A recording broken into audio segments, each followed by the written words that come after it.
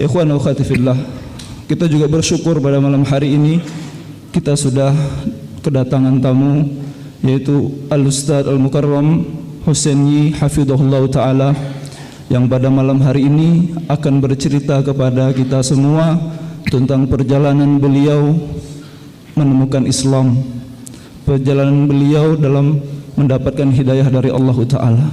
Kepada Ustadz Husaini kita persilahkan, falyatafaddal mashkura. Bismillahirrahmanirrahim. Innal hamdalillah nahmaduhu wa nasta'inuhu wa nastaghfiruh wa na'udzu billahi min shururi anfusina min sayyiati a'malina man yahdihillahu fala mudilla lahu wa man yudlil fala hadiya lahu. Asyhadu an la ilaha illallah wahdahu la syarika lahu wa asyhadu anna Muhammadan abduhu wa rasuluh. Usikum wa iyaya awlan bittaqullah faqad fazal muttaqun. Kama qala Allah Ta'ala fil Qur'anil Karim ba'da a'udzu billahi minasyaitonir rajim. Ya ayyuhallazina amanu taqullaha haqqa tuqatih wa la tamutunna illa wa antum muslimun. Assalamualaikum warahmatullahi wabarakatuh. Alhamdulillah, segala puji adalah milik Allah yang telah menghidupkan kita sebagai sebaik-baik makhluk, kemudian pula dipilih sebagai sebaik-baik umat. Sebagaimana Allah berfirman, walaqad karramna bani Adam wa hamalnahum fil barri wal bahri wa razaqnahum minat thayyibat wa faddalnahum ala katsirin mimman khalaqna tafdila. Yang bermaksud Allah telah memuliakan keturunan Adam, yaitu manusia, dengan menyediakan bagi mereka macam-macam kemudahan di atas daratan dan atas lautan, supaya insan ini bisa bergerak dari satu tempat ke satu tempat yang lain, melihat kejadian Allah, keindahan Allah.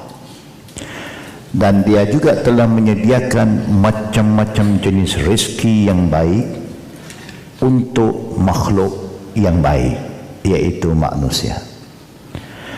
Dan dia telah menjadikan begitu banyak makhluk, jinnya, malaikatnya, langit, buminya, dan juga bulan, bintang, dan macam-macam lagi. Tetapi Allah memberitahu pada kita makhluk manusia adalah sebaik-baik makhluk. Kemudian Allah ingatkan kita, kuntum khaira ummah ukhrijat linnasi ta'muruna bil ma'ruf wa tanhauna 'anil munkar wa tu'minuna billah.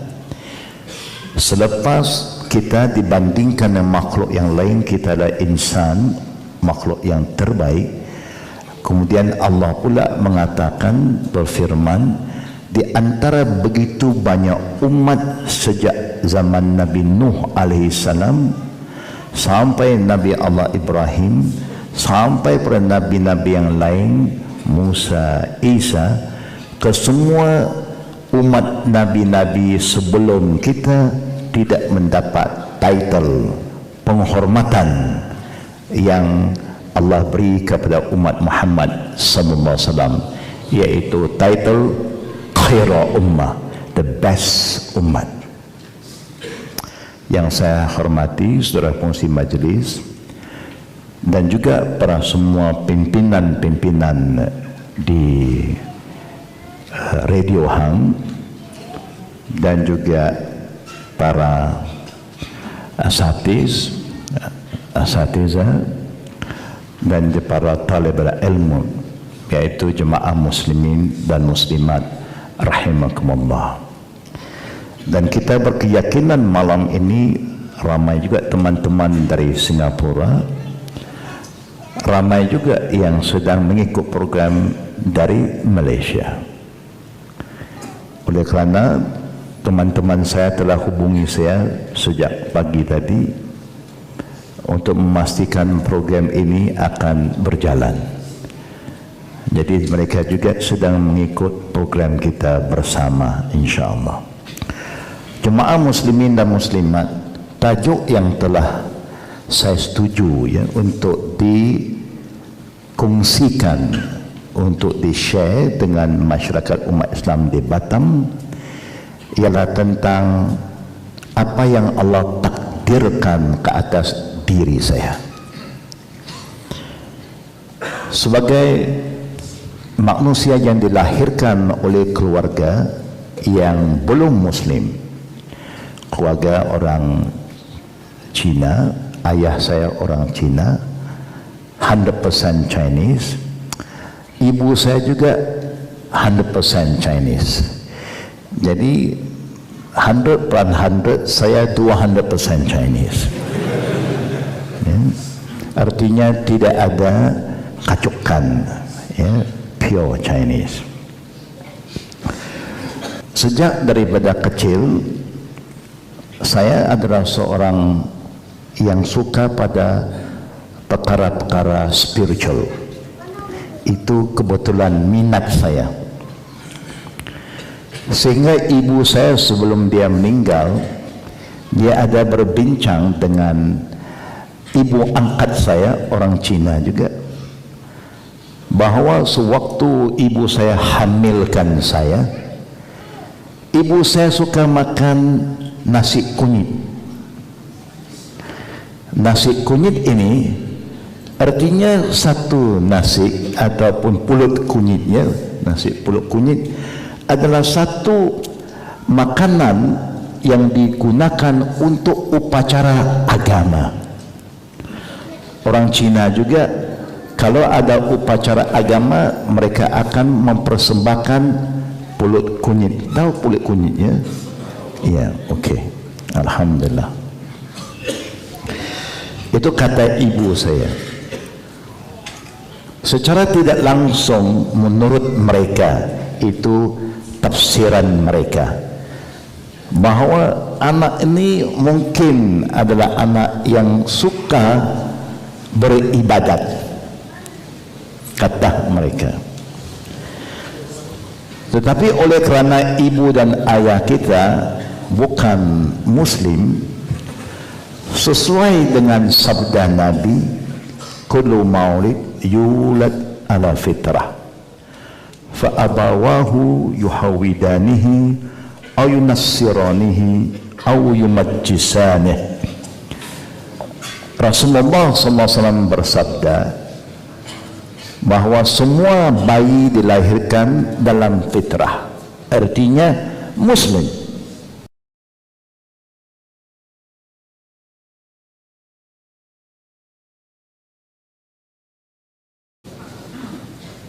Tidak ada yang lahir kufur, semua muslim. Tetapi kalau takdirnya keluarga mereka, orang tua mereka Yahud atau Nasara atau Majus atau yang lain-lain, maka biasanya sunnah Allah itu anak akan mengikut orang tuanya. Begitu juga berlaku pada diri saya, kerana orang tua saya orang yang Buddhis, Taois, Konfusi, ini gabungan. Orang Cina dia suka gabung, ya. Itu perkara normal, ya, normal bagi mereka. Sebab itu kalau kita pergi the Chinese temple, kita akan lihat ada juga satu section Buddhis, ya. Ada satu section Taois, ada satu section lagi Confucius. Itu perkara yang boleh dikompromi oleh mereka. Ke semua patung-patung yang dipercayai oleh orang-orang Cina, semua ada janggut macam saya. Semua ada janggut. Kalau tak percaya, kata-katanya ziarahlah ya sekali-sekali ya kepada tempel-tempel Taoism, ya Confucianism. Hanya Buddhism saja tidak ada. Memang saya dibesarkan dalam suasana itu, tapi di waktu yang sama, bila waktu saya lapang, waktu saya masih muda, saya suka berkhidmat di tempat-tempat ibadat ini. Mungkin minat saya ke arah itu sudah ada daripada kecil. Ikut sajalah apa yang dilakukan oleh orang tua, oleh ketua-ketua agama ketika itu. Kita juga dilatih untuk menjadi seorang hamba yang fakir. Artinya kita tidak boleh pakai pakaian biasa, kita kena botak, kita kena berjalan tanpa pakai kasut atau sandal, artinya barefooted, dan bawa sesuatu untuk minta sedekah. Nilai ini bila saya banding, bila saya masuk Islam, sudah ada dalam Islam. Wala tamshi fil ardi maraha. Jangan jalan atas bumi Allah dalam keadaan sombong dan bongkak. Jadi mereka ada tarbiyah dia. Tarbiyahnya melatih kita mengawal nafsul ammara bisu. Oleh kerana terlalu banyak pantang larang yang datang daripada ajaran Buddhism, menyebabkan tidak sesuai dengan fitrah saya ketika itu. Ikut juga, tetapi di waktu yang sama kita rasa perlu kita cari sesuatu yang lebih rasional. Kerana banyak yang tidak boleh dalam Buddhism. Kalau ikut Buddhism yang betul, dia tidak boleh makan sebarang makanan yang berdarah. Artinya tak boleh makan ayam, lembu, kambing, ikan semua pun tak boleh makan. Artinya tidak dibenarkan kita membunuh, no killing.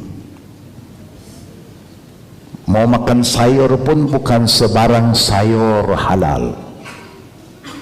Vegetarian yang betul-betul, bukan semua sayuran dihalalkan. Sayur yang halal ialah sayur yang kita tidak membunuh pohon itu.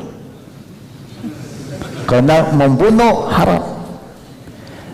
Seperti sayur tauge kita sini panggil, ya, bean sprout, ya.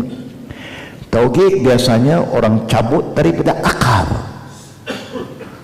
Bila you cabut dari akar, haram kerana kau telah bunuh, ya, sayur itu. Kalau mau juga makan, bisa ambil gunting di atas saja. Jangan cabut sampai akarnya, kerana apa jenis pembunuhan adalah salah menurut falsafah, ya, Buddhism ketika itu. Lama-lama kita pun rasa agak susah, ya. Bila susah, umumnya bangsa saya, mana-mana agama kalau menyusahkan dia hijrah. Dia mesti hijrah, cepat dan lambat dia hijrah. Saya pun buatlah satu penghijraan mengikut agama kakak saya yang perempuan, ya. Sini kakak lelaki kan, Indonesia kakak kata lelaki, ya, perempuan juga sekarang, ya. Dulu saya sebut kakak, dia kata laki-laki, ya. Kakak saya orang yang aktif dalam agama Nasara. Saya juga ingin mencuba hijrahlah ke situ. Waktu di situ nampak dia mudah. Ini serba mudah, kerana semua hampir boleh. Dalam yang pertama, semua hampir tak boleh. Arak tidak boleh, tipu tidak boleh, semua tak boleh. Bunuh tak boleh, perempuan tak boleh, judi tak boleh, memang semua tak boleh. Parti-partinya tidak ada, tak ada. Kira ini macam sufi lah, yang betul-betul sufi punya. Tahlau selalu, pakai ihram selalu. Tapi bila kita hijrah ke Nasara, nampak mudah, kerana kepercayaannya mudah. Kalau kita percaya kepada Nabi Isa sebagai Tuhan, He become our Savior. Dia jadi penyelamat kita. Apa dosa pun no problem.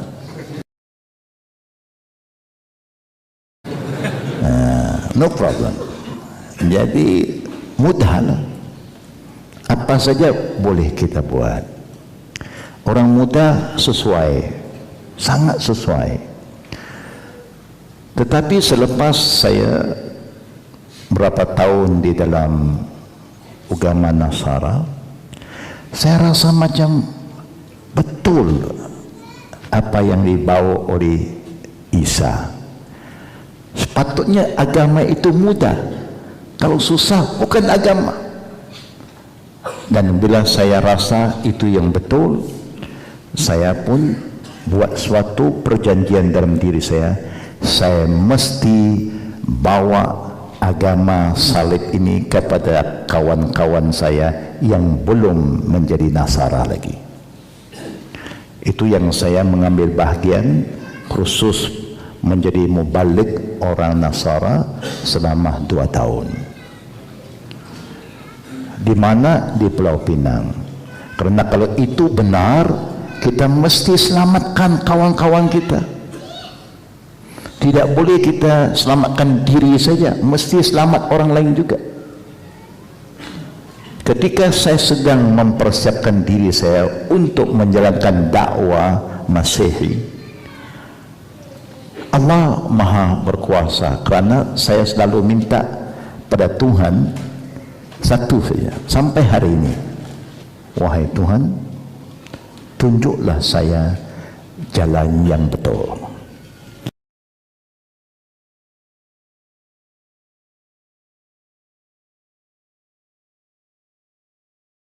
Saya nak mencari Engkau, saya nak mendekati Engkau. Engkau saja boleh pimpin saya, Engkau saja boleh beri petunjuk. Itu keyakinan saya.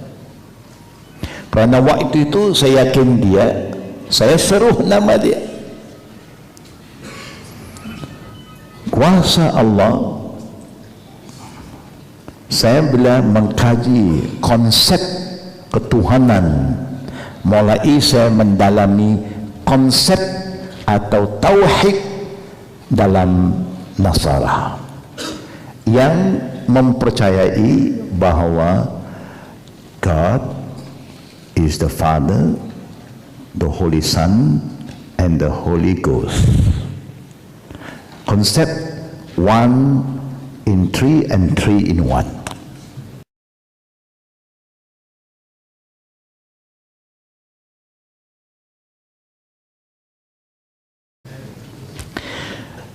Konsep ini memang susah nak faham. Oleh kerana kalau kita buat mana-mana perkiraan ala Cina, ala orang putih, ala Melayu, ala Arab, semua sama saja. 1 plus 1 plus 1 mesti 3. Tapi perkiraan mereka 1 plus 1 plus 1. Ini menimbulkan sedikit gangguan pada pemikiran saya. Logik saya tak boleh menerima.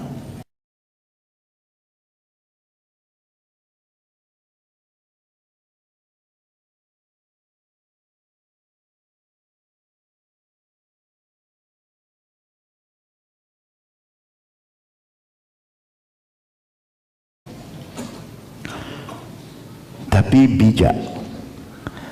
Bila saya tanya patri yang dijaga kami dulu, oh my father, can you enlighten me, tolong, ya, tolong jelas pada saya kurang paham konsep ini. Susah dia nak pahamkan, tapi dia buat suatu contoh yang 1 plus 1 plus 1 adalah 1 yang sama. Bagaimana contohnya? Sekarang katakanlah saya seorang ayah, anak saya panggil saya siapa? Bapak, father. Saya mempunyai istri, istri panggil saya apa? Tak boleh panggil father. Istri panggil husband, bukan? Kemudian saya mau punya bapak, contohnya saya masih ada ayah saya. Ayah saya panggil saya apa? Anak. Betul tak betul? Betul lah. Mesti betul. Bukan? Ya. Anak saya panggil saya ayah, bapak. Bapak saya tak panggil saya bapak. Bapak saya panggil saya anak. Orang yang sama, tetapi makamnya berbeza. Begitulah konsep Trinity. Ada sedikit logiknya, ada logik. Tetapi pada hakikatnya kalau kita mendalami lagi, kita tidak boleh menerima hakikat bahawa Nabi Isa itu adalah Tuhan. Kerana kita tahu dalam Injil juga menceritakan sebelum Nabi Isa sudah ada Nabi Adam. Dalam Injil ada. Sebelum Nabi Isa sudah ada Nabi Nuh. Dalam Injil ada. Dalam Taurat pun ada. Kerana Injil sekarang gabungan Old and New Testament, gabungan dua jadi satu. Jadi bila kita cek, semua ada. Nabi Ibrahim ada, Nabi Lut ada, Nabi Saleh ada, Nabi Musa ada. Kalaulah Isa itu Tuhan, bagaimana ya? Kita tahu Isa datang selepas Nabi Musa, selepas Gautama Buddha, tapi sebelum Muhammad sallallahu alaihi wasallam. Jadi Nabi Ibrahim panggil Tuhannya bagaimana? Adakah Nabi Ibrahim panggil ya Isa, oh Jesus, my father, my Lord Jesus? Jesus tak wujud sebelum Nabi Ibrahim. Bagaimana Musa panggil Tuhannya? Adakah Nabi Musa menyeru Nabi Isa? Kerana Nabi Isa belum wujud.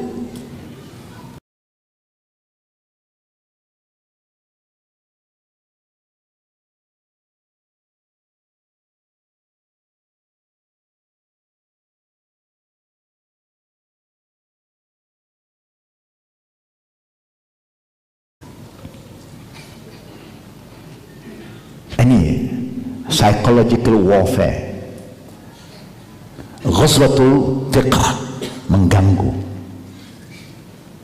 Kerana kalau saya sendiri ragu-ragu, saya takut saya tak mampu mempertahankan konsep Trinity bila saya jalankan dakwah Masihi. Takut saya. Sebab itu saya ingin mantapkan akidah saya dulu. Akhirnya rahban yang jaga saya kata, my son, memang itu approach mereka. Imam-imam itu panggil pengikutnya, wahai anak-anakku, my son. Kita pun panggil my father, Ini adab.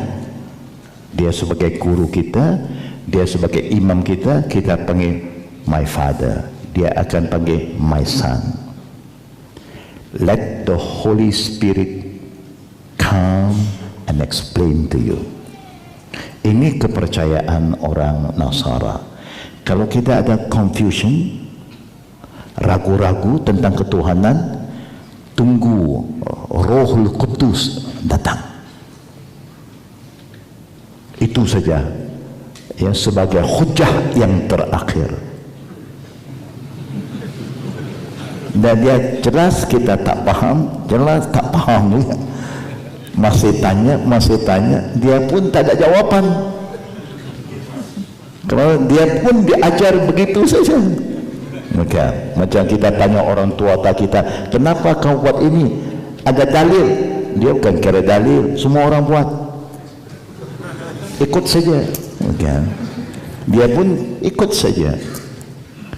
Saya pun tunggu itu arahan imam saya. Tunggu sehingga the Holy Spirit come to you. Saya tunggu-tunggu, tak datang-datang. Saya memang suka spirit-spirit ini. Saya tak pernah lari daripada spirit. Kalau orang kata sana ada hantu, saya mau tidur di sana. Sampai hari ini kalau saya mau masuk rumah yang baru atau rumah lama, kemudian kita nak masuk, sebelum keluarga masuk, saya masuk dulu. Untuk 3 hari, 4 hari duduk sana, solat sana, azan situ, kadang-kadang saya tidur. Haram dah, kerana rasa jugalah ya. Kan memang dia pun makhluk juga. Dia dijadikan oleh Allah sebelum kita. Jin-jin ini Allah jadikan sebelum kita, malaikat Allah jadikan sebelum kita. Jadi kalau dia tak ganggu kita, no problem lah. Dia pun nak duduk situ. Kita tak boleh halau dia. Kerana apa? Kerana kita pun ada jin. Kita pun tiap-tiap orang ada satu jin, ada karin kita. Betul tidak? Ya, semua orang ada jin. Kita pun ada kiraman katibin, ada malaikat juga. Kerana spiritual ini tak boleh dipisahkan. Dia mesti bersama dengan kita. Jadi saya kalau spirit-spirit ini no, tapi tidak datang spirit. Ketika itu saya sedang nak mengkaji apa itu Islam. Ramai juga teman-teman saya orang Islam keturunan Melayu, kalau Malaysia Islam Melayu, tapi belum pernah satu teman saya yang beragama Islam pernah mengajak saya kepada Islam. Dia mengajak saya makan, ada main-main dengan dia, ada, tetapi tak pernah ajak saya tentang Islam. Inilah hakikatnya. Saya yakin sama juga di sini ya, kita pun Muslim semua, sudah 40 tahun, 50 tahun. Teman-teman saya kita ramai yang belum Muslim. Pernah tidak kita ajak dia pada Islam? Ajak makan boleh, ajak Singapura naik ferry boleh ya, ajak bual-bual boleh. Tapi agama nafsi-nafsi, sama juga di negara Malaysia. Peluang untuk saya bertanya tidak ada, karena mereka tak pernah cerita Islam pada saya. Saya sendiri ingin mengenal Islam, mau baca Quran. Kata mereka tak boleh.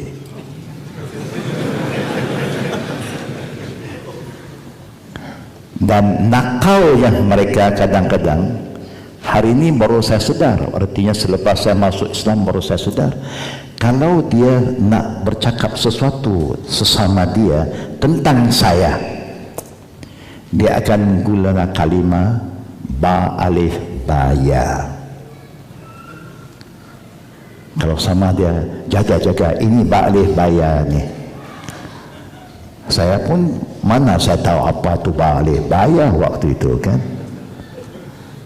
Selepas saya masuk Islam, baru saya tahu apa itu ba alif ba ya. Rupa-rupanya mereka suka guna nama sandaran kepada bangsa saya. Ini bangsa ba alif ba ya, bangsa yang suka makan babi. Kalau orang saya meninggal, dia tak panggil mati, dia panggil Cina mampus, Melayu mati, orang Arab mati, orang India mati, Cina saja mampus.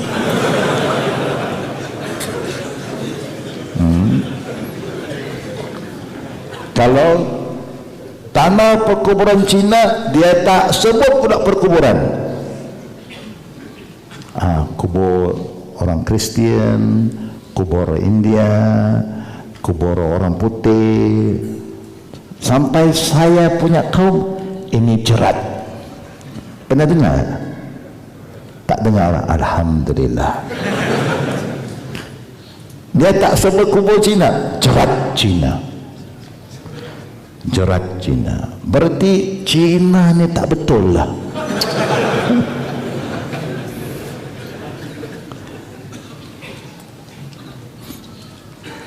Saya mau baca Quran, tak dikasih kerana dia kata najis, kotor. Betul tidak? Kadang-kadang kita juga ada kepahaman itu. Ini kitab Quran, kitab suci. Kita orang Islam mau pegang pun kena ada wudu. Apalagi orang tak Islam. Kita pun tak ada peluang nak baca Quran. Hanya kuasa Allah, saya tidak putus asa. Saya baca kitab sejarah Sayyidina Umar ibn Khattab radhiyallahu anhu.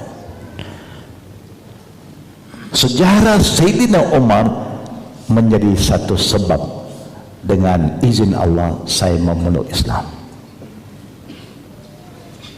Melihat kepada dia seorang anti-Islam, anti-Nabi, sudah ambil tekad nak bunuh Nabi, takdir Allah dengan surah Taha dia memeluk Islam. Jadi saya ketika itu rasa kitab ini mesti ada kekuatannya sendiri yang boleh mengubah satu insan yang begitu benci kepada Nabi akhirnya memeluk Islam menjadi khalifah Rasul yang kedua. Sehingga Nabi gelarkan Umar Al-Faruq, di mana dia berjalan semua syaitan lari.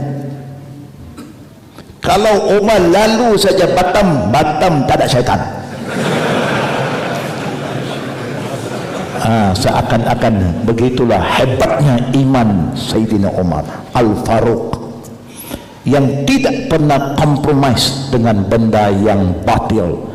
Yang hak tetap hak, yang batil tetap batil. Dia tak pernah kompromi. Luar biasa ya, keimanan Sayyidina Umar.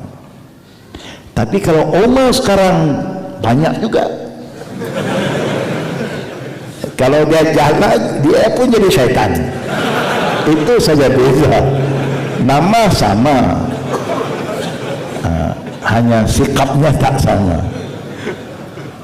Itu bezanya. Nama hebat. Kita mau bukan nama saja hebat, kepribadian kita mesti hebat. Saya memeluk Islam bukan mudah, tuan-tuan. Kalau saya boleh ingat kembali waktu saya masuk Islam, tak ada yang senang. Pertama, orang Muslim tidak buka pintu mereka untuk menerima saya. Kedua, saya mau daftar pengislaman saya pun susah. Akhirnya saya ambil kesimpulan, saya duduk di masjid 4 tahun. Hampir boleh kata seluruh masjid di Pulau Pinang, di Bandar, semua masjid yang saya pernah tidur. Saya hijrah, sini 1 minggu, sana 2 minggu, sana 1 bulan, hijrah. Kerana saya pun senang di masjid, tak mengganggu sesiapa. Bila ibu saya tahu saya masuk Islam, dia tanya saya, di mana kau duduk sekarang? Saya kata, ibu jangan susah hati, rumah saya besar-besar.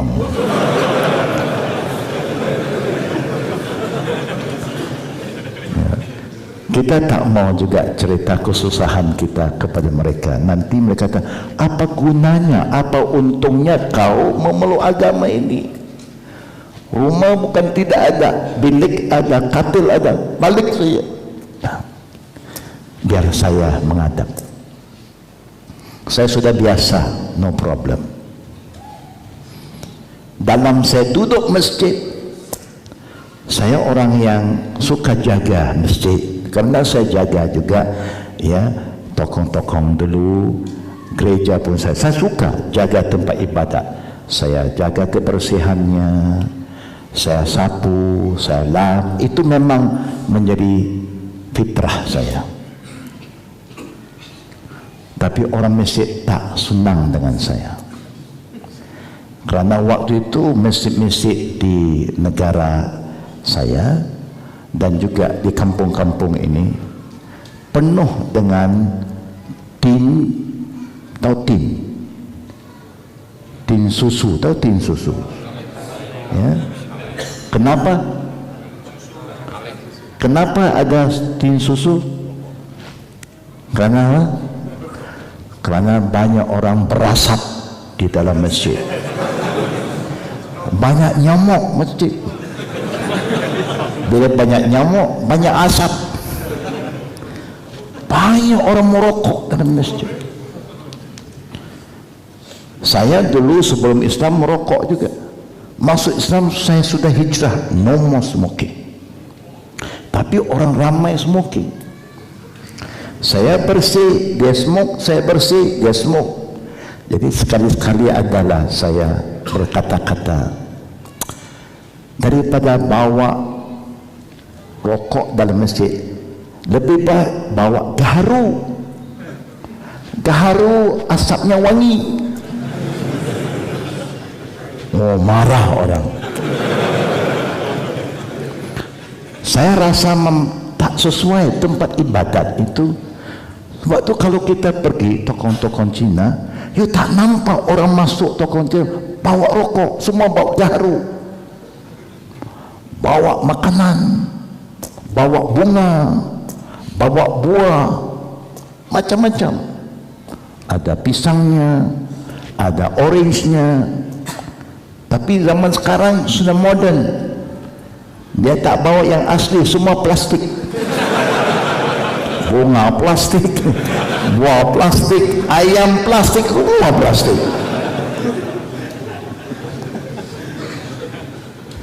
Tak percaya kata saya, sila ziarah.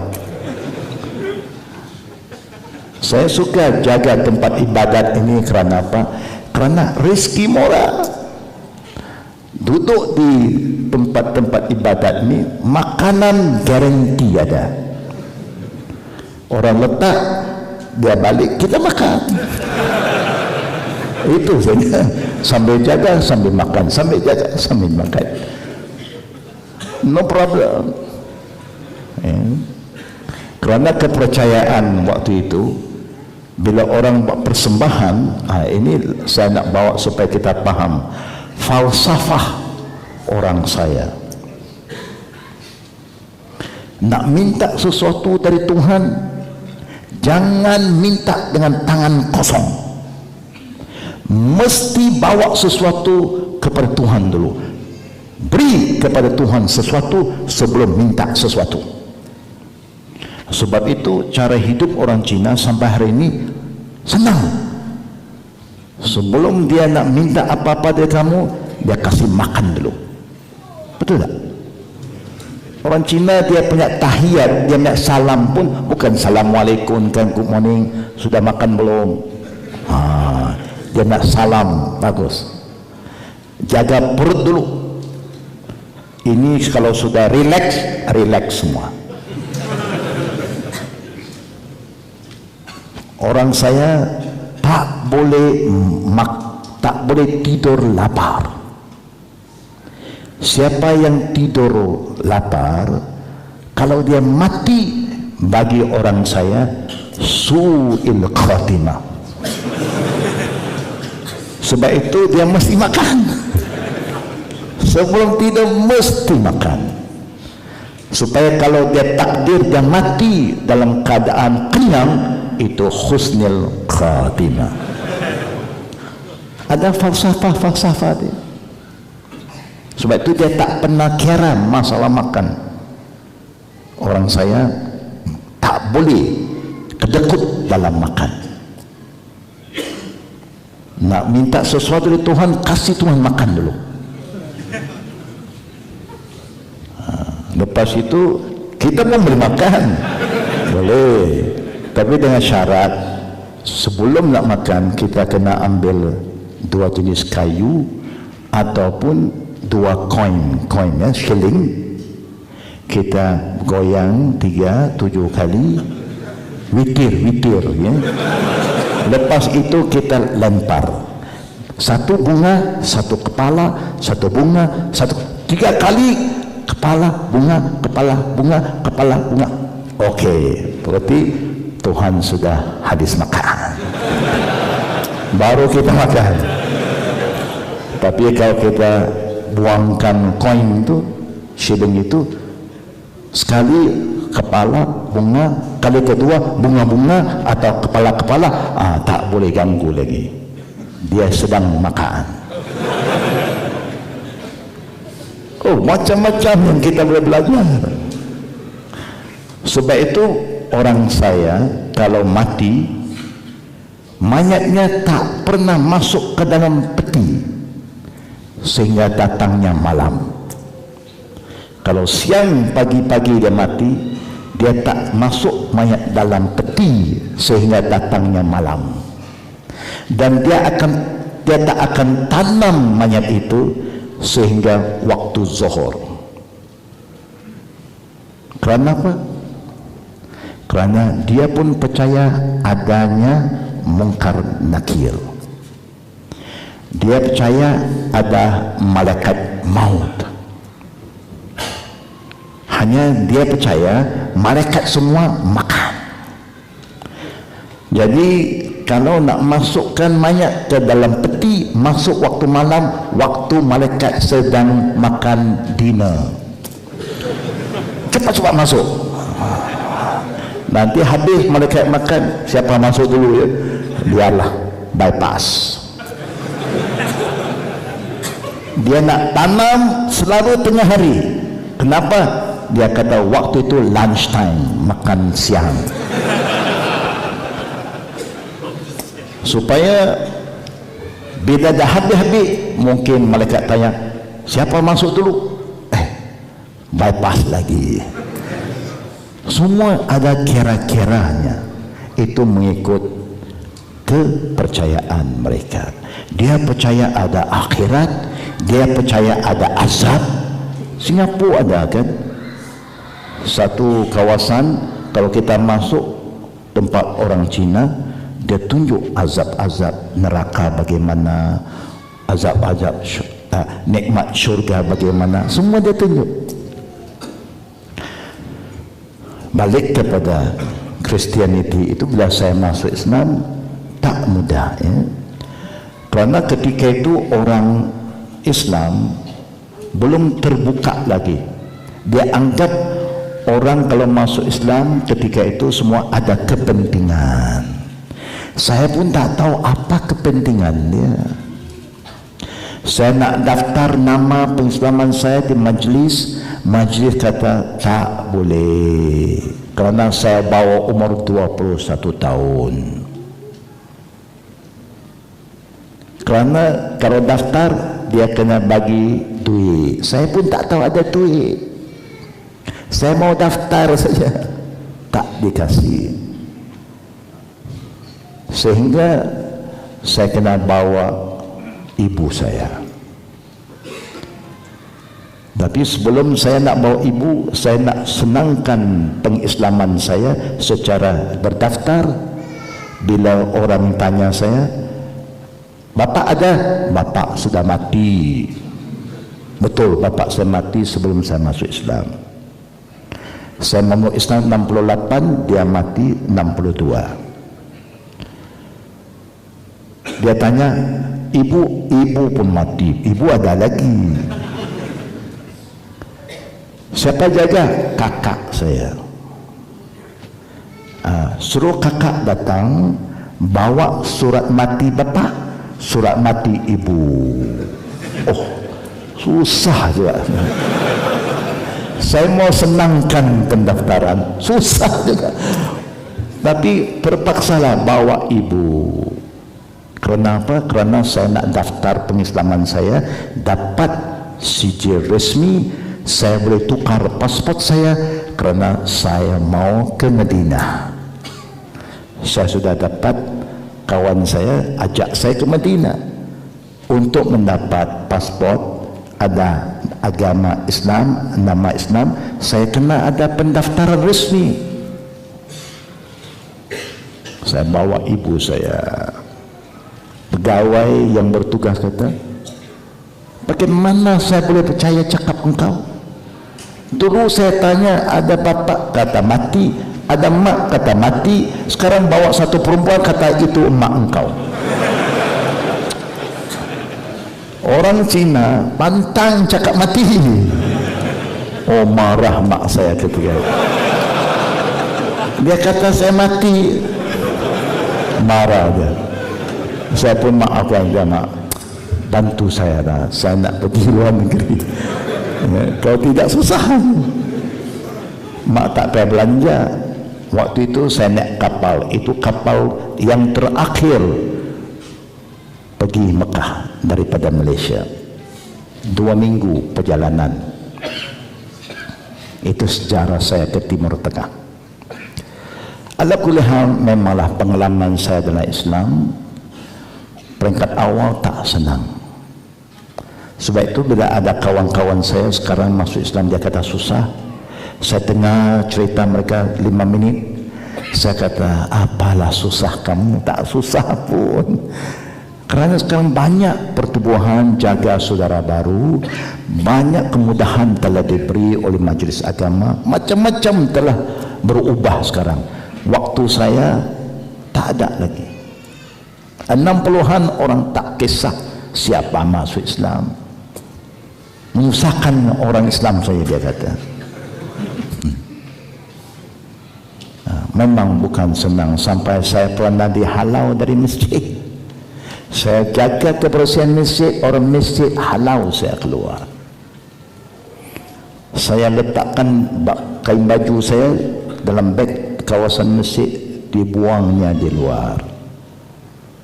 Marah juga, saya pun marah. Saya mudah kan, orang mudah marah. Saya sudah mau gaduh sama orang masjid. Hanya kawan saya baik, jangan. Kalau you gaduh, confirm you jahat. Sebelum you gaduh, dia ada kata you jahat, you gaduh, confirm jahat. Saya pun sabar, alhamdulillah. Sebab itu saya tak pernah cerita pada keluarga saya kesusahan ini. Takut dia akan menghina agama ini. Kalau mereka tanya, bagaimana? Okey, duduk bagaimana? Rumah besar, dia tak tahu. Kalau dia tahu masjid, katil pun tidak ada, tilam pun tidak ada, atas tikar saja. Tapi alhamdulillah, mereka nak halau saya keluar, saya tak nak keluar. Saya kata, ini rumah Allah, bukan rumah Tuan. Tuan ada rumah, saya tak ada rumah, ini rumah saya. Mereka lapor pada polisi. Polisi datang kerana ada je orang muda, kawan-kawan saya tidur masjid juga. Polis datang tengah malam. Mana rumah? Kawan saya orang Islam, rumahnya tepi-tepi masjid. Sana, balik. Dia gerak saya, mana rumah? Saya saudara baru, ini rumah saya. You tidur sini.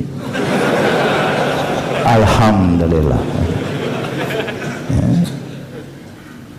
Kadang-kadang Allah Maha Kuasa. Ada orang tak suka, ada juga orang yang suka.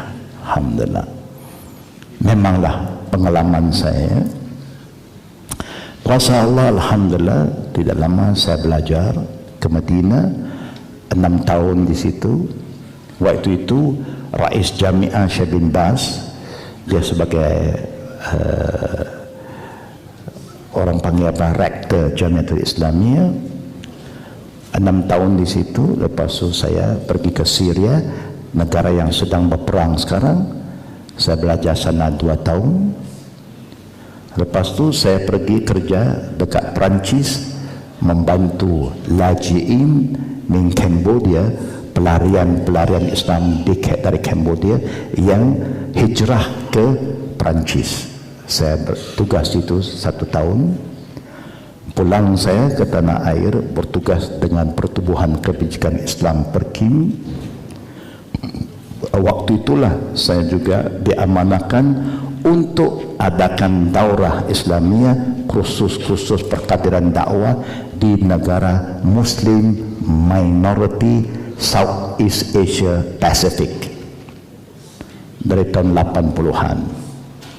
84 saya dipinjamkan ke Hong Kong untuk jadi pengarah Islam di Pusat Islam Hong Kong. 1 tahun saya pulang. 92 saya berhenti daripada Perkim dan saya aktif dalam pertubuhan yang telah saya asaskan, Jamiatul Al-Qadim, yang tugasnya memberi khidmat kepada manusia, tak kira apa agamanya, apa bangsanya.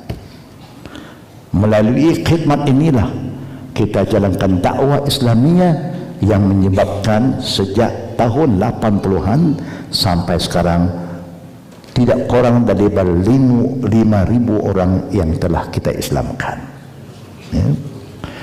Bukan dalam negeri saja, sampai juga negara-negara Eropah, Jepun, Australia, Tonga, Fiji, Papua New Guinea. Alhamdulillah, ya.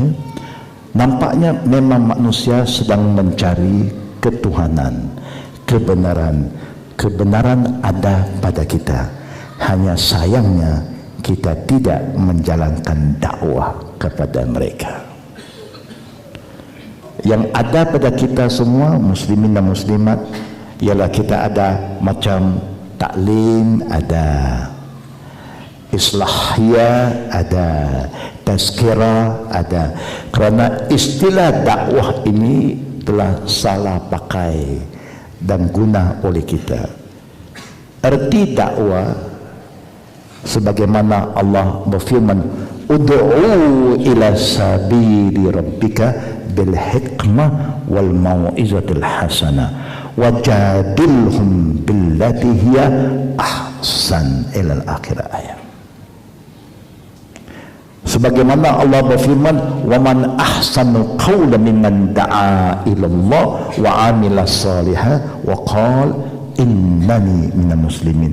Kalau kita baca ayat-ayat dalam Quran, kuntum khaira umma ukhrijat linnas ta'muruna bil ma'ruf wa tanhauna 'anil munkar wa tu'minuna billah, semua mengandungi perintah dakwah yang bermaksud menyeru orang yang belum Islam pada Islam. Tapi oleh kerana kekeliruan kita, macam malam ni saya tidak bercakap dengan orang yang belum Muslim, saya bercakap dengan semua orang Islam. Ini bukan nama dakwah, ini dinamakan imma yukata ad-dinu nasiha, sebagai nasihat, ataupun wa zakir fa inna zikra tanfa'al mu'minin, sebagai peringatan.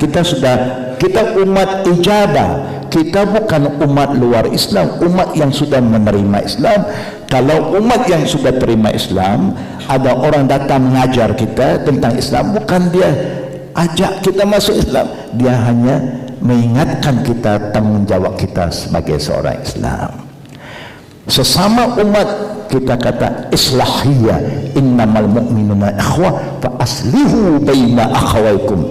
Menggunakan kalimat dakwah bila kita bercakap dengan orang muslim adalah suatu kekeliruan, menyebabkan dakwah kita mati karena kita salah terjemahkan maksud dakwah. Dakwah yang sebenar mengambil ajak orang yang luar Islam masuk, itu namakan dakwah. Macam kita nasihat, ingat mengingat, kita memperbaiki keadaan kita, itu saja islahiyah, harakah islahiyah. Harakah islahiyah ataupun kita kata nasihat, ad-dinu nasihat, ataupun kita kata tazkirah atau taklim.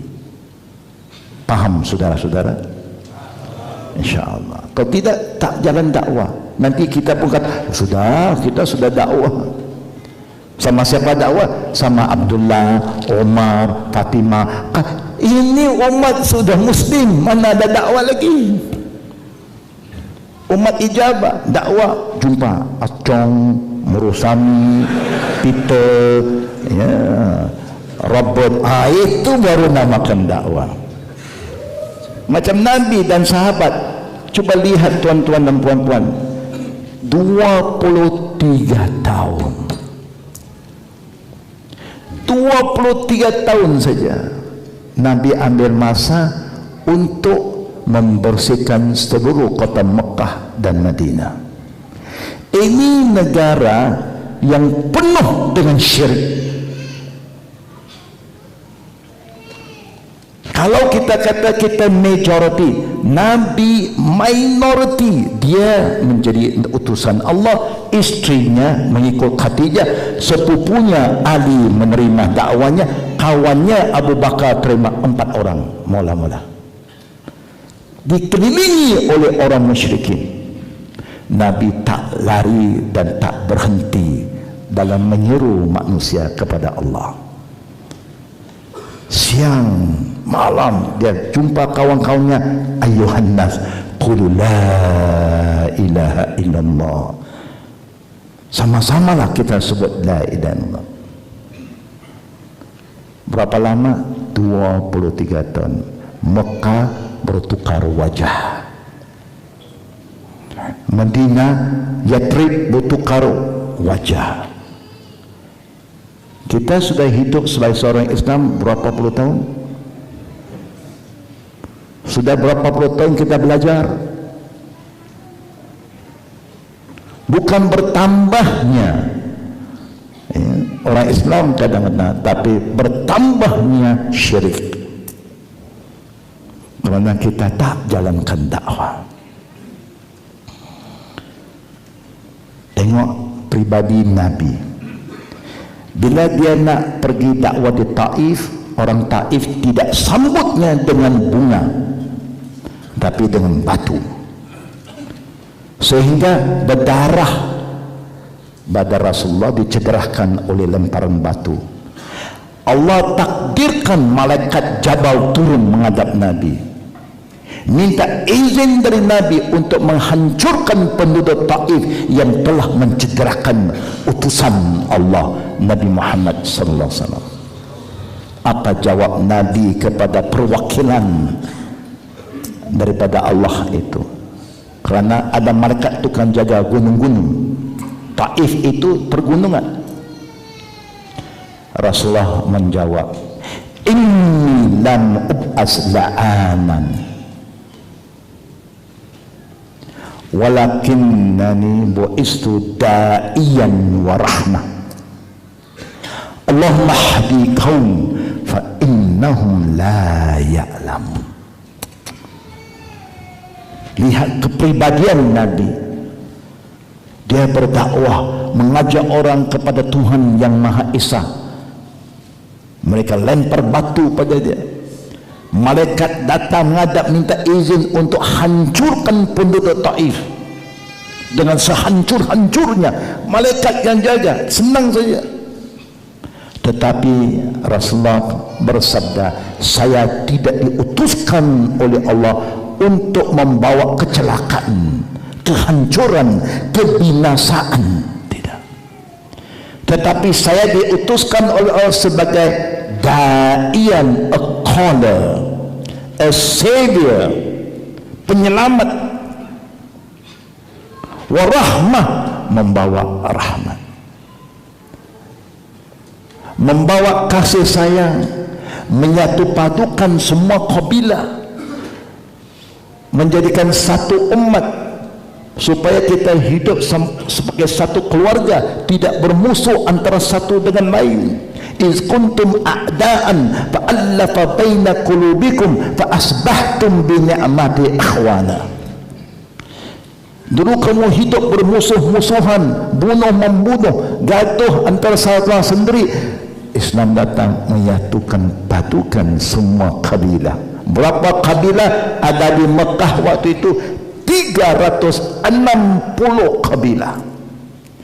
Kerana ada 360 berhala, sekecil-kecil sampai sebesar-besar. Setiap berhala mewakili satu kabilah.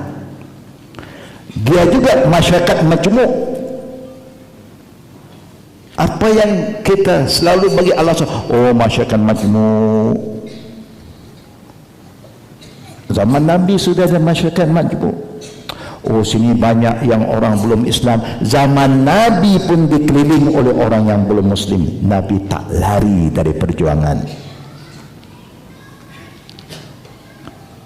Nabi berdoa, ya Allah, jangan azabkan mereka. Berilah petunjuk kepada anak mereka. Kalau orang tua mereka tidak mau terima seruan saya, beri hidayat pada anak mereka. Kalau anak mereka tidak mau, beri hidayat pada cucu mereka. Tengok pandangan Nabi, visi Nabi jauh. Allah kabulkan doanya. Kita pernah doa begitu tak? Dakwah dah tak pernah, doa pun tak pernah. Astaghfirullahaladzim. Ya, artinya kita lupa tanggungjawab kita. Kalau tuan-tuan tak pandai dakwah, ilmu dakwah tak ada, tak tahu nak cakap, tak apa, jangan cakap. Nanti cakap salah susah. Lagi orang keliru, lagi orang tak percaya. Saya baru ini datang 4 orang Islam, 2 orang muda umur 19 sampai 23, 2 orang tua. Semua datang cerita pada saya, Ustaz, saya tak semayang lagi kerana saya tak percaya agama ini lagi. Ini orang Islam. Saya suruh anak saya tolong tengok dulu. Ini orang muda, anak saya ketua pemuda dalam pertubuhan kami. Anak perempuan saya dia guru tajwid di dalam internet, mengajar ke semua murid satu dunia. Dia berpusat di Macedonia. Itu anak perempuan saya. Alhamdulillah mereka semua aktif dengan kerja-kerja dakwah. Orang muda tak tahan. Anak saya kata, oh ini susah ini. Dia cakap dengan saya, dia tak mau semayang kerana dia tak percaya. Pening kepala anak saya, macam nak tampar dia, kata orang. Saya kata jangan, lagi you buat, lagi dia benci Islam. Biar saya cakap dengan dia. Lepas 1 jam saya cakap dengan dia, dia tanya saya, besok saya mula semayang subuh saja boleh tak? Subuh saja, 1 waktu saja. Saya kata daripada tak semayang langsung 1 waktu lagi baik. Bukan saya kata tak payah 4 waktu, 5 waktu. Tapi dari you tak semayang langsung, you nak cuba 1 waktu, lebih baik something better than nothing. Esok subuh dia tak semayang. Alhamdulillah. Selepas tu dia ikut kuliah kita. Yang satu lagi kata, Ustaz, saya nak terus terang dengan Ustaz, saya dah tak semayang. Saya tanya sudah berapa lama? Adalah berapa tahun. Dia belajar di mana? Di Amerika. Ini orang intelek ini. Itu semua anak-anak intelektual. Dia tak mau cakap Melayu dengan orang English speaking. Jangan panggillah ustaz-ustaz Melayu, dia tak mau cakap. Dia kata ustaz Melayu tu tak ada intelligent, IQ tak ada, dia hukum kita saja. Bila saya bercakap dengan seorang ustaz dulu, orang Melayu dia kata, orang Melayu kata ada syaitan dalam badan kau. Itu saja kita kata syaitan. Dia tahulah dia ada syaitan tak ada. Bila suruh semayang, dia tak mau semayang, datang azan, ustaz tu tekan dia, sujud engkau, keluar syaitan. Oh, marah dia betul. Apa punya ustaz dia kata, saya manusia, dia kata syaitan. Dia tak boleh terima. Kita tak ada hikmah, tak ada kesabaran. Yang kedua, orang dewasa ini kata, saya tak semayang. Siapa-siapa semayang, dia buat syirik kepada Allah. Wah, saya pun terkejut juga. Cuba kau terang sekali lagi. Saya berkepercayaan siapa-siapa yang semayang, dia syirikkan Allah. Saya pun nak faham, ini cakapan orang Islam. Kenapa saudara cakap begitu? Cuba saudara bagi suatu contoh menyebabkan saudara kata orang semayang syirik. Tengok orang Cina, dia semayang tak? Semayang. Dia buat syirik tidak? Syirik. Kenapa dia syirik? Kerana dia sembah patung. Patung dibuat daripada apa? Dibuat dari apa? Batu. Ada buat dari kayu. Kita kata orang Nasara syirik. Kenapa? Dia sembah salib. Kita kata orang India syirik. Kenapa? Dia sembah patung. Apa bezanya orang Islam? Dia sembah Kaabah. Kaabah itu batu kan? Oh, wow. Saya kata ada betul lah saudara cakap. Jangan main-main. Ini orang intelek yang sudah cuba memahami Islam cara lain, cara logiknya. Saya kata tidak mustahil ramai orang Islam sembah Kaabah. Siapa yang sembah Kaabah memang boleh membawa pada syirik. Waktu itu bukan ada dalam hadis-hadis cerita kalau orang tanya begitu apa nak jawab. Bukan. Kita kena minta, ya Allah bagilah hidayat. Ya Allah bagilah sesuatu jawapan untuk saya jawab soalan orang ini. Allah bagi juga idea, ilham datang. Apa saudara cakap? Saya setuju. Saya kata saya setuju. Takdirnya satu hari kalau Allah izin, musuh-musuh kita masuk ke Mekah bawa helikopter yang canggih, dia angkat Kaabah dengan kekuatannya, dia angkat Kaabah, dia pindah Kaabah ke Hawaii. Kalau siapa ikut Kaabah, dia sembah Kaabah, syirik. Tapi kita tak akan sembah, dia angkatlah, kita tetap arah ke situ kerana Kaabah adalah kiblat kita. Itu saya direction, bukan kita sembah Kaabah. Oh, dia boleh terima pula. Saya kata cuba lihat orang Islam semayang di Malaysia ini, di Indonesia kan, di Eropah, ada yang letak Kaabah depan dia? Ada tak? Kalau you letak juga confirm sembah Kaabah.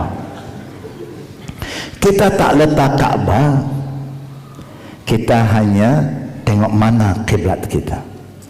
Tapi Orang yang sembah batu itu, kita kata dia sembah batu. Di mana dia pergi, kalau dia pindah rumah, dia pindah juga benda itu. Di mana dia letak, di situ dia arah. Betul tak betul? Betul tak betul? Memang betul. Walaupun saudara semua tak faham, betul.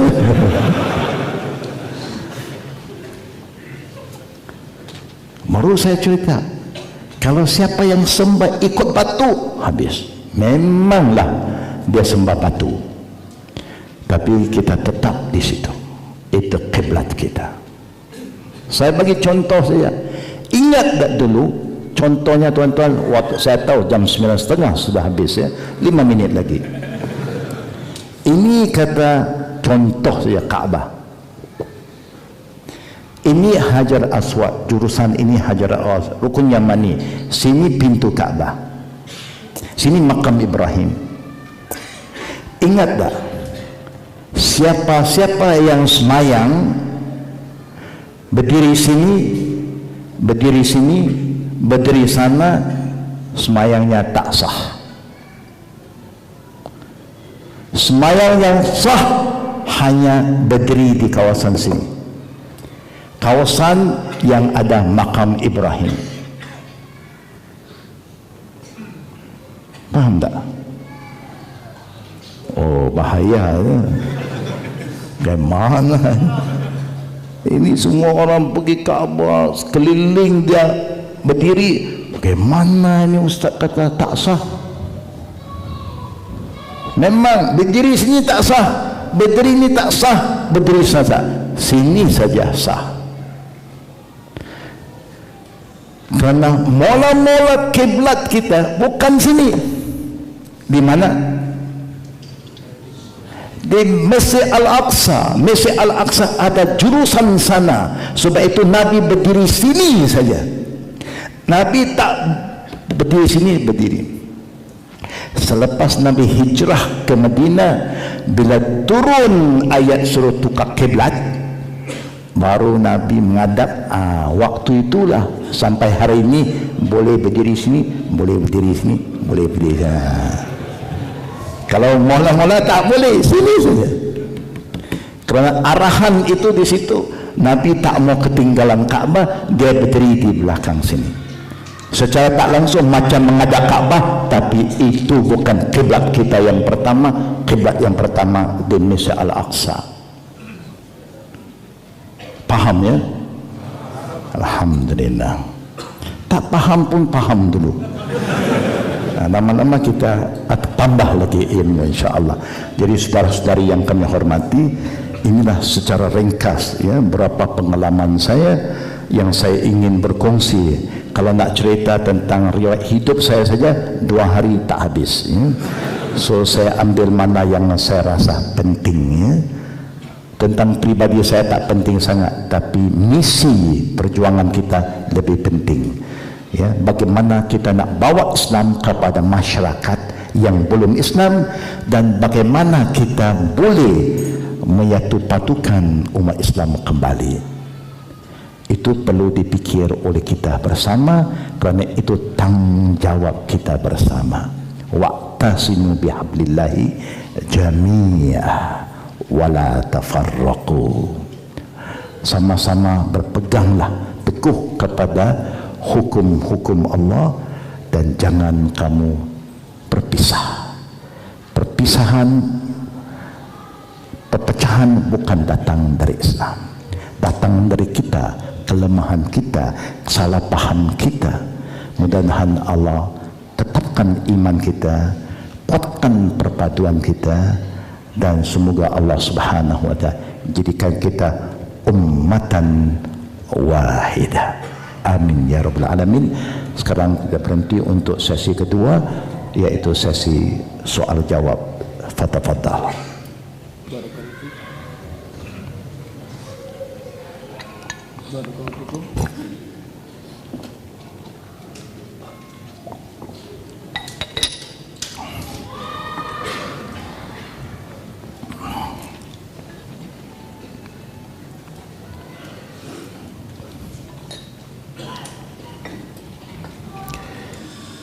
Barakallahu fikum. Jazakallah khair Ustaz Husaini yang telah memberikan dan memaparkan cerita yang sangat menginspirasi kita semua. Mudah-mudahan itu bisa menjadi pelajaran yang berharga buat kehidupan beragama kita. Bagi antum yang ingin bertanya, ikhwan wa akhwat fillah, silahkan langsung mendatangkan kertas pertanyaan antum ke meja kami.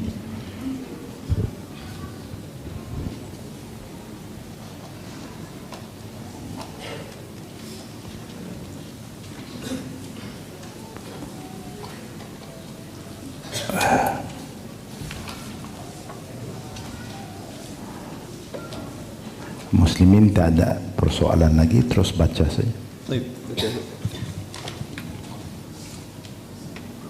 Assalamualaikum Ustaz. Waalaikumsalam warahmatullahi wabarakatuh.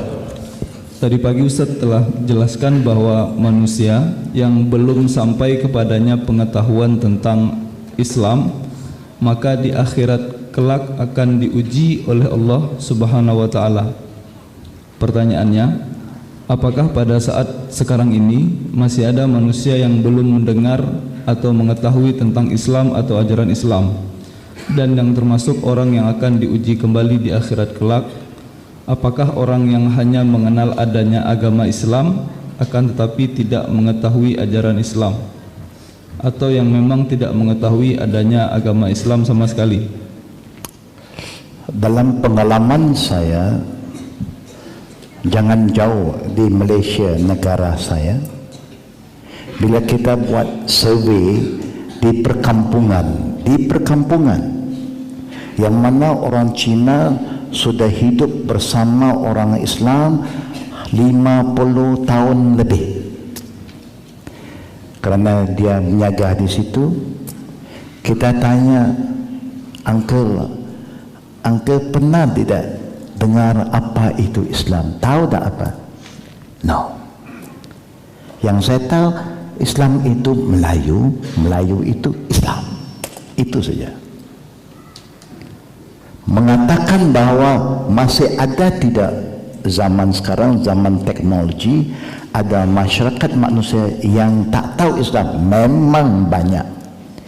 Kerana media sekarang diguna oleh musuh-musuh kita menimbulkan fitnah kepada Islam, sehingga orang takut agama ini.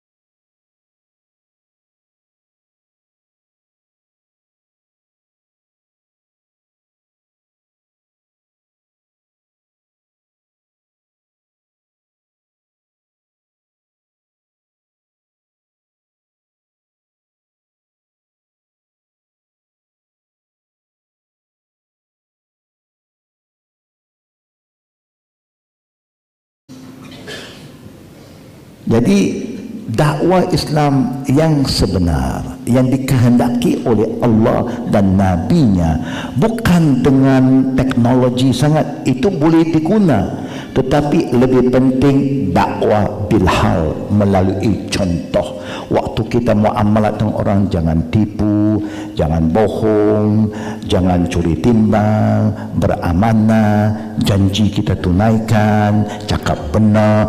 Itu saja. Kalau muamalat kita tunjuk kita bagus, orang kata Muslim number one.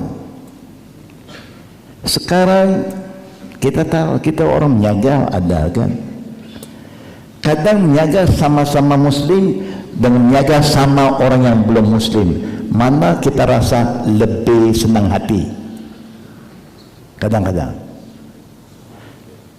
bersama yang belum Muslim lagi senang hati, dia ada nilai. Kalau pergi Jepun, semenjak saya contoh, tak boleh lawan. Orang Jepun bilang sama saya, kalau orang Islam masih gagal menyusun kasutnya, dia tak boleh bawa Islam ke Jepun. Tengok disiplin kasut saja. Orang Jepun di mana dia pergi majlis, bagaimana ramai orang, kalau dia buka kasut, kasut dia atur tertib macam saf juga. Kita punya kasut Allah saja yang tahu. Mau tahu dia ada keluar nanti tengok kasut mana dia kemana, Allahu alam. Ya, nanti orang itu dah tenang ke sini, tenang ke sana. Sana je pun you tak akan lihat sistem ini. Tiap-tiap orang kalau buka kasut saja atur satu persatu, dan cara dia susun kasut tak boleh depan tempat masuk keluar, kerana tempat itu orang akan pijak. Jangan pijak kasut orang. Kita apa nak buat? Tak pijak tak bisa keluar tu. Sudah dibanjiri dengan kasut.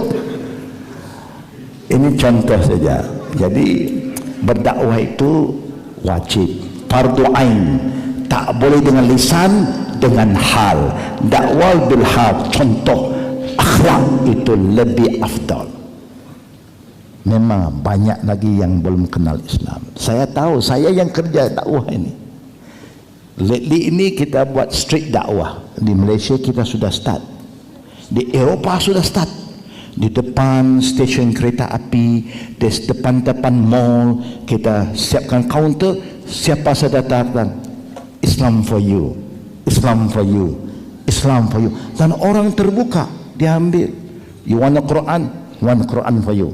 One Quran Indian ada, mau Chinese ada, mau English ada, macam-macam sedang berjalan. Di dunia barat sudah berjalan, dan di Malaysia baru bergerak. Di negara lain wallahu a'lam. Ya. Dan memang Masya Allah, Ramadan yang dulu, yang baru ini, kerana murid kita banyak pergi ke masjid, jumpa tetamu-tetamu yang datang nak melawat masjid, kita dakwah, bukan pakai baju tutup aurat saja, tidak. Bawa dia masuk bilik, bagi penerangan. Itu yang saya telah buat tahun 84 di Hong Kong. Bila orang nak masuk masjid, ada orang masjid halang, ada orang Islam nak pukul mereka. Dia kata ini najis, tak boleh masuk masjid. Akhirnya polis datang. Polis pun bukan Islam juga, dengan kasut-kasut dia tak boleh pukul. Orang yang bukan polis dia mau pukul. Saya kata kenapa begitu? Ini kotor, najis. Kenapa you kata dia najis? Kalau dia masih duduk luar, bagaimana dia boleh hilang najisnya? Bila dia mau masuk masjid itu sudah bagus. Orang Islam masjid pun tak mau masuk kadang-kadang. Ini orang tak Islam mau masuk bagus. Dia nak tahu apa yang kita buat dalam masjid, benda apa yang kita sembah. Kerana ada orang berkata di negara saya, orang asli, dia kata orang India tak makan lembu. Kerana apa? Kerana dia sembah lembu. Kerana lembu tu lambang ibu. Dia kerja kuat untuk kita turun sawah, naik sawah, dia proses susu untuk kita minum. Kalau kita sudah minum susunya, kita sudah anak susuan lembu. Maka mana boleh makan dia?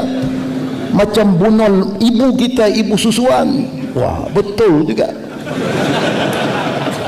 Ada logiknya. Tapi sekarang dia pun sudah langgar. Dia kata, lembu sekarang tak turun sawah lagi. Ini lembu malas duduk jalan tepi jalan. Daripada kita jaga dia, kita sembelih dia. Dia pun sudah hijrah sikit. Ya. Jadi dia kata, mungkin orang Muslim tak makan ba alif baya kerana dia sembah ba alif baya. Sebab itu ada setengah orang nak masuk masjid, tengok apa yang kita sembah. Kita ada mihrab kan, masjid besar-besar mihrab. Dia nak tengok ada benda yang tersembunyi tak dalam mihrab itu. Betul. Saya bawa orang masuk masjid. Orang masjid kadang halang. Saya kata, ada problem, jumpa saya ya. Kemudian, jangan ganggu saya sekarang. Ini tetamu saya. You ada problem, jumpa saya kemudian. Datang lagi bulan Ramadan sudah, orang dari Jerman, dari France, laki, perempuan semua datang masjid. Boleh tengok, tapi dia nak tengok kita semayang.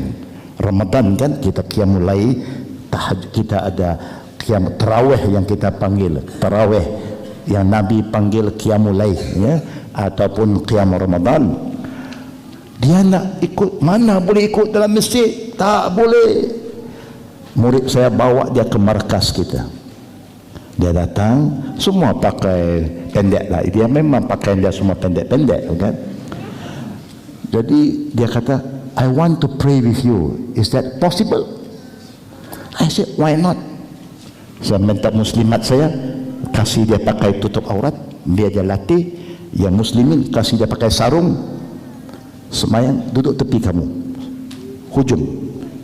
Dia jangan tengah-tengah, nanti susah kan, hujung sekali. Suruh dia ikut, dia pun ikut semayang qiyam Ramadan 11 rakaat. Arba'a thalatha. Itu yang kita buat. Ikut dia. Lepas tu baru kita adakan tazkirah. Bawa dia masuk, kasih dia Zamzam, kasih dia Tamar Medina, Ajwa. Sambil berdakwah, this is not any water, not from France, not from Switzerland, Makkah, the purest water on earth, Zamzam water. Oh, dia rasa gembira. Holy water, yeah. Holy water, number one in the world. Orang pergilah Switzerland, pergi France, tak bawa air balik. Orang pergi Mekah, tak bawa balik Zamzam, bergaduh. Tak sah. I don't play this water, very powerful. Saya kasih dia minum. Taste. Saya kasih dia Tamar, Ajwa, Medina. Our prophet did. Wah, dia rasa macam dimuliakan. Saya kata, this is what Islam say. Kemudian selepas tu ada yang mengikut kuliah kita lagi. Itulah dakwah kita. Jangan halang mereka. Pernah satu orang daripada Tasmania datang jumpa saya. Saya kata, saya mau pergi dakwah, dia mau ikut. Dia mau masuk masjid juga. Saya kata, apa? Duduk tepi saya. Jangan cakap dengan orang, cakap dengan saya saja. Kalau orang tanya, so cakap dengan saya.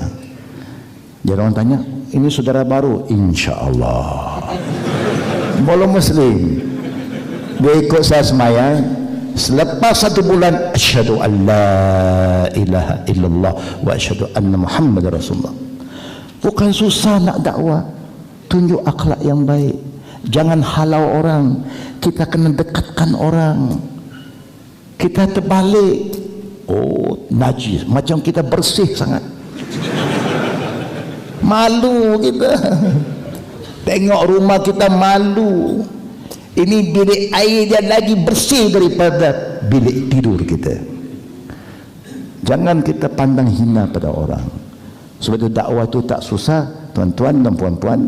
Maksud saya, memang dakwah perlu kepada pendekatan secara saksia, bukan through media.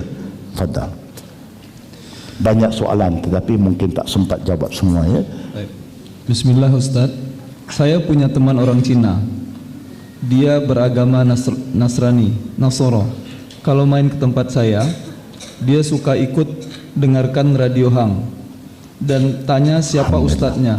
Dan feeling saya, dia tertarik dengan agama Islam. Pertanyaannya, harus mulai dari mana kalau mengajak dia ke agama Islam? Harus invite him to Islam. Bila ada orang tunjuk minat, cepat hubungkan dia dengan pihak-pihak yang arif, pihak-pihak yang mampu membimbing dia. Jangan hantar dia ke sebarang tempat, takut nanti dia keliru terhadap agama. Kalau dia sudah tertarik dengan Radio Hang, bawa dia ke sini. Jumpa dengan ustaz-ustaz kita yang sudah ada kepahaman tentang Quran Sunnah.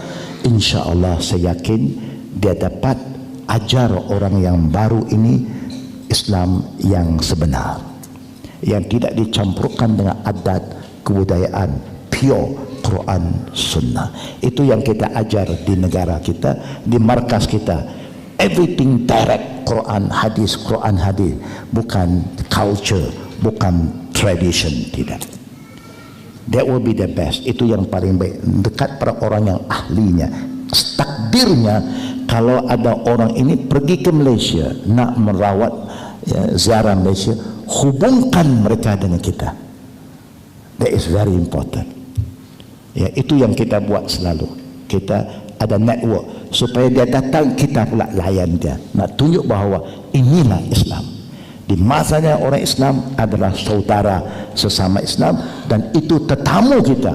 Dan kita ada satu nilai, man kana yu'minu billah wal yaumil akhir falyukrim dayfahu. Siapa yang beriman pada Allah dan hari akhirat mesti muliakan tetamunya. Tak kira muslim atau belum muslim, itu tetamu kita. Supaya yang belum muslim dia tengok layanan kita yang baik, dia boleh tertarik kepada Islam. Itulah jawapan saya. Ya. Dekatkan dia kepada Radio Hang dan ustaz-ustaz kita di sini. Kalau mereka ada problem, hubungkan dengan kita, insya-Allah. Kita bisa ya langsung cakap dengan dia, insya-Allah. Kita boleh bagi panduan apa yang terbaik. Macam di Malaysia, kalau ada orang ada minat tentang Islam, kita terus kata, tolong ceritakan pada ayah, isteri ataupun kamu punya keluarga, bawa dia jumpa kami. Itu cara kita. Kita tak mau orang sembunyi. Benda yang baik jangan sembunyi, terus terang. Dan bila keluarga dia datang, alhamdulillah, keluarga dia dapat faham apa itu Islam. Sekali jalan kita berdakwah. Saya pernah dakwah, satu anak masuk Islam dulu. Dia bawa kakaknya, dia bawa ibunya, dia bawa abangnya. Selepas dia masuk Islam, kakak dia masuk Islam. Selepas kakak dia masuk Islam, abang dia masuk Islam. Selepas abang masuk Islam, ibu dia masuk Islam. Selepas ibu dia masuk Islam, dalam 2 bulan meninggal ibunya. Allahu Akbar, rezeki dia.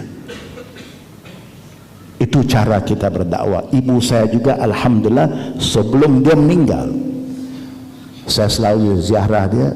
Saya kata, ibu, terimalah Islam, tak rugi. Kalau ibu mati Islam, 1 bilion tiap-tiap hari, sekurang-kurang 1 bilion orang Islam doa untuk roh engkau, wahai ibu. You tak rugi. Kerana orang Islam semua semayang. Semayang kita selalu baca tahiyat. Dalam tahiyat kita doa untuk semua orang Islam. Untung kita. Akhirnya ibu saya bersyahadah. Tidak lama dia meninggal, alhamdulillah.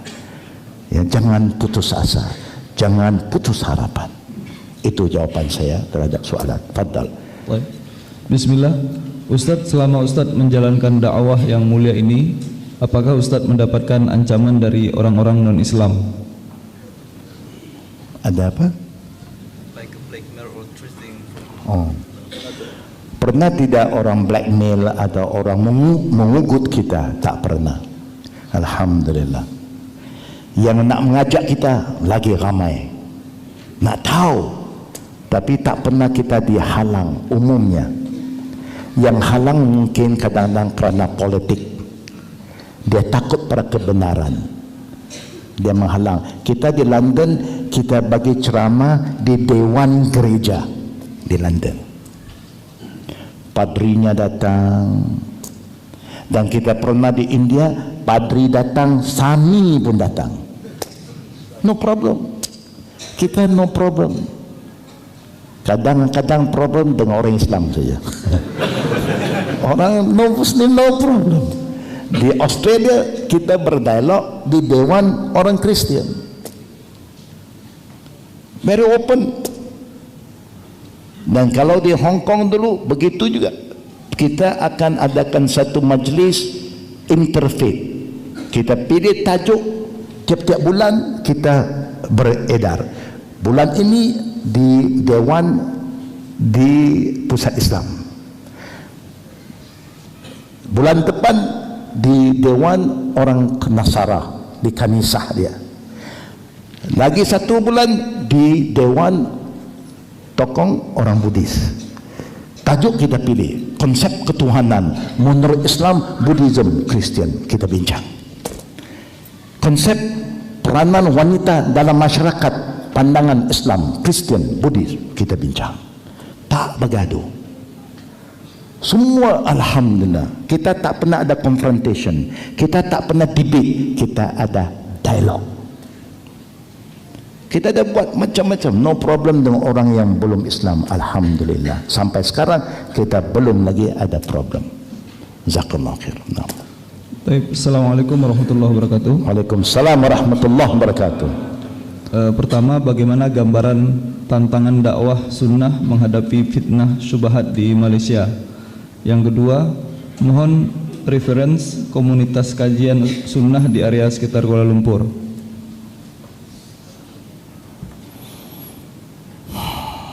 Dakwah challenge in Malaysia. Oh, The first question. first question. Ada tak masalah dakwah Quran Sunnah di Malaysia? How to face fitnah syubhat? Ya kita alhamdulillah, kita di Malaysia samalah di mana-mana saja ya.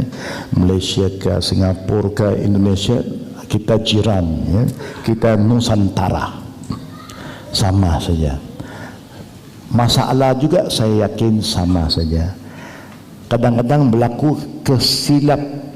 kesalah faham antara kita, ialah kerana kita kurang berdialog, kita kurang bermusyawarah. Kita tahu agama kita cantik, Islam itu indah. Saya tertarik pada Islam kerana apa? Satu-satu agama yang saya lihat yang begitu teratur, begitu halus disiplinnya dalam Islam. Semua masalah ibadat Allah telah cerita, sekecil-kecil sampai sebesar-besar, siap, ready. Tak payah kita nak reka fikir ini, ikut saja. Tidak ada dalam agama yang lain. Everything ready made, ikut saja. Jadi agama kata, fa in tanazaqtum fi syai'in farudduhu ila Allah wa Rasul. Kalau kamu berselisih faham dalam apa urusan, kamu orang Islam, sikap kamu berbeza dengan orang yang tidak Islam, kamu ada rujukan, kamu mesti duduk, panggil semua orang yang ada sedikit salah faham, duduk dan kita bincang. Apa hujah kamu yang kamu kata ini benar? Apa hujah kamu kalau kamu kata saya salah? Kita di Malaysia memang kita suka adakan perbincangan, mesyuarat. Tak payah terbuka. Ini masalah keluarga sama Islam. Duduk. Yang you kata saya salah, mana dalilnya? Kalau you ada dalil kata saya salah, sami'na wa ta'na, syukur, you dah nasihat saya pun taubat. Tapi kalau takdirnya saya ada dalil mengatakan bahawa apa yang saya kata itu benar, apakah kamu bisa menerima? Kita masih ada sedikit lagi masalah orang tidak bersedia untuk adakan bermusyawarah. Tapi selain dari itu tak ada masalah. Ada sedikit-sedikit itu biasa. Tapi sekarang kita sedang berusaha supaya semua pihak menerima hakikat masalah orang Islam mesti diselesaikan dalam sistem perbincangan musyawarah. Tak payah orang lain campur, kita saja. Kalau you kata saya salah, you mesti ada dalil. Pergi mana-mana mahkamah di dunia pun, kalau you kata orang itu salah, you kena bawa hujah, dalil. You must have hard evidence, bukan hearsay tidak, mesti dalil qad'iyah. Syukur alhamdulillah sudah banyak perubahan dan saya yakin ya al-haq pada akhirnya dia mesti mengatasi yang batil. Wa qul ja'al haq wa zahaqal batil innal batila kana zahuqa. Hanya kita kena sabar, kita kena banyak berdoa, kerana perubahan manusia ini tidak senang.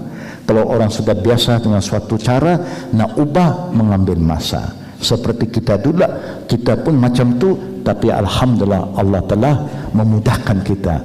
Mudah-mudahan Allah mudahkan juga saudara-saudara kita yang lain. Itulah jawapan secara ringkas daripada saya. Ada soalan terakhir? Last. Which one? This one is asking information for Ta'lim Sunnah fi Malaysia, Kuala Lumpur. Information tentang kelas-kelas ataupun dars orang-orang Quran dan Sunnah ada di markas kita. Kalau di Al-Qadim di Petaling Jaya, itu boleh pergi pada website kita dan boleh lihat aktiviti kita. Yang kita buat kelas kita, satu minggu kita ada hampir 1, 2, 3, 6, 7 kelas satu minggu. Dan kelas kita yang 3 yang saya ambil in English itu terbuka untuk semua, Muslim, yang belum Muslim, dan saudara-saudara kita, for free. Itu kelas hari Rabu pukul 10.30 sampai 12.30, hari Sabtu hari ini pukul 11 sampai Zuhur, dan hari Ahad esok pukul 11 sampai Zuhur. Bila saya tidak ada, pembantu saya Ustaz Syarif daripada Amerika, dia akan mengisi program saya. Yang English kita lah ambil, yang bahasa Melayu ada sahabat-sahabat kita yang lain, termasuk Ustaz Rasul akan isi program kita, Ustaz Yunus, Ustaz Ridwan daripada keturunan India masuk Islam. Dia kelulusan Madinah, dia akan datang bantu mengadakan kelas-kelas tarbiyah, tasfiyah untuk masyarakat di Malaysia dan juga daripada luar negara. Kerana kita banyak kontak dengan overseas, banyak orang yang datang Malaysia second home program, mereka ikut kuliah kita. Kerana di situ saja ada yang in English pada umumnya. Itulah caranya. Address kita pergi www.alqadim.my@gmail. Al-Qadim, alqadim.my@gmail.com. Nanti you boleh masuklah program itu. YouTube banyak program kelas kita semua online. Kelas kita semua itu satu dunia mengikut. Bukan di Malaysia saja, is online. Dan kadang-kadang dalam 1 bulan sekali saya ada satu programnya yang online juga, New Muslim Academy, yang berpusat di Amerika. Jadi kita akan ada online, yang mana satu dunia punya jemaah-jemaah yang nak ikut program itu akan menunggu dan akan respon pada waktu itu. Alhamdulillah, itu teknologi yang membantu kita ya. Mudah-mudahan Allah mudahkan usaha kita. Hanya nasihat saya yang terakhir, saudara-saudari yang kami muliakan, jangan be judgmental, jangan senang menghukum orang. Kalau kita tahu kita benar, tak cukup saja kita tahu kita benar, kita kena cuba membawa kebenaran ini supaya orang lain pula menerima. Orang boleh terima kalau kebenaran ini dipersembahkan dengan penuh hikmah dan berbudi bahasa. Jangan marah orang, jangan hukum orang, jangan fitnah orang, jangan tuduh orang. Kalau dia tidak tahu, tugas kita memberitahu. Selepas kita dah bagi tahu, apa yang mesti kita buat, saudara? Selepas kita dah bagi tahu kawan-kawan kita yang hak, apa yang mesti kita buat? Selepas kita dah bagi tahu, kita kena doa. Tak boleh tak doa, kerana yang buka hati mintanya bukan kita, Allah. Nabi siang berdakwah, malam berdoa. Tak boleh kita selamatkan dia, tarik dia kepada hak. Dia tak mau sambut tangan kita, tangan ini mesti arah ke atas. Bawah dah gagal, nak tarik dia tak boleh, tangan itu, alakah ya Rabb, bukalah pintu hati saudara saya, bukalah pintu hati keluarga saya, jangan putus asa. Ya, mesti berterusan. Ya, nasihat berterusan. Insya Allah hasilnya Allah yang tentukan, bukan kita. Faham ya? Jangan bermusuh dengan sesiapa lagi. Jangan fitnah memfitnah lagi. Mana dia kata kita salah, dengar dulu. Sebab itu saya kata, nak jadi seorang yang berjaya, nak jadi seorang pelajar yang berjaya, dua benda saja kita kena buat. Macam Nabi sebut, usikum bitaqwallah. Bagaimana nak takwa? Sam'a wa ta'ah. Kekuatan umat dulu bukan kerana kekayaan mereka, bukan kerana ramainya mereka, kerana mereka ada kualiti. Apa kualiti mereka? Dengar, patuh. Dengar, patuh. Itu saja yang kita kena buat. Dengar baik-baik. Kalau dalil ada dalam Quran dan hadis, ikut. Selamat dunia, selamat akhirat. Itu dia tugas kita. Kalau tidak, kita akan jadi umat apa? Sami'na wa asayna. Ada dua saja kumpulan. Sami'na wa ata'na atau sami'na wa asayna. Kita pilih. Tapi orang yang sudah ata'na, jangan putus asa. Istiqamah, tunjuk akhlak yang baik supaya kita dapat selamatkan orang lain.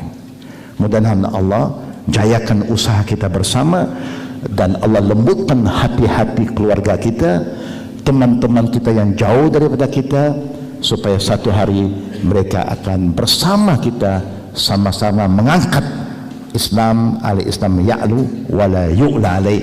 Islam paling top, tak ada lebih top daripada Islam lagi. Wabillahi taufiq wal akhir da'wana walhamdulillahirabbil alamin. Subhanakallahumma bihamdik asyhadu an la ilaha illa anta astaghfiruka wa atubu ilaik. Assalamualaikum warahmatullahi wabarakatuh. Waalaikumsalam. Alhamdulillah.